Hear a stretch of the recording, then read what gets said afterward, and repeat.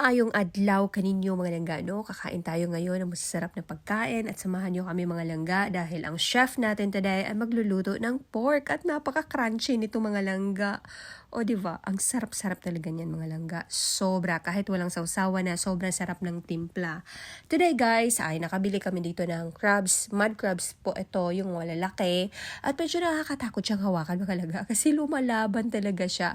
At kahit yung maliliit na lang na galamay niya kapag natusok ka talagang sobrang masakit talaga siya mga langga. Talagang kumakapit siya sa balde, no? Lumalaban siya. Ayan, check nyo naman kung gaano siya kalaki mga langga. O mas malaki pa siya sa pagmumukha ko. First, pakuluan nyo po muna siya ng Sprite para papasok yung lasa niya. Manunuot doon sa laman niya. Ayan siya. So, ginisa lang pala ito mga langga sa garlic at butter.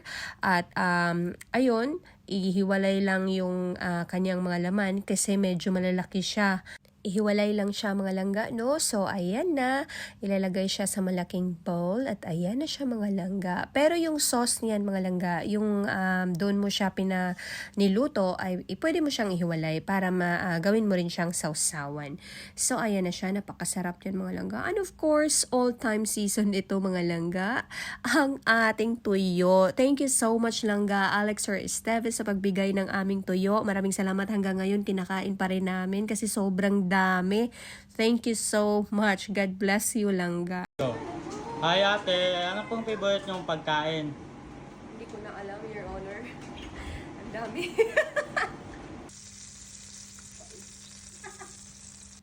Tignan nyo naman mga langga, umuusok pa talaga yung pork at talagang napakasarap niyan mga langga. Perfect talaga yung paggawa ng ating chef, no? Shoutout naman sa ating chef, si Maninay Judith. Ayan, thank you Maninay. Ang sarap-sarap ng luto mo talaga. So, ayan siya, malambot siya, hindi siya dry. Ganito talaga kami dito mga langga. Kapag magkakasabay-sabay yung aming day off, ay nagkakasama-sama kami para kumain.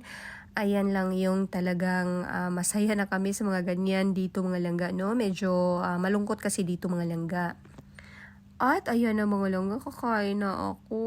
Ang sarap-sarap talaga nito. Sobra talaga.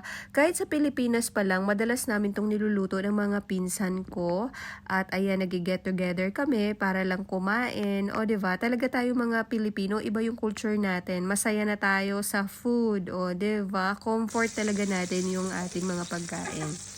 Thank you so much mga langga sa pag-watch ng aking video. Sana po manood pa kayo sa mga sumusunod na videos ko. Maraming salamat. I love you all. Bye-bye everyone.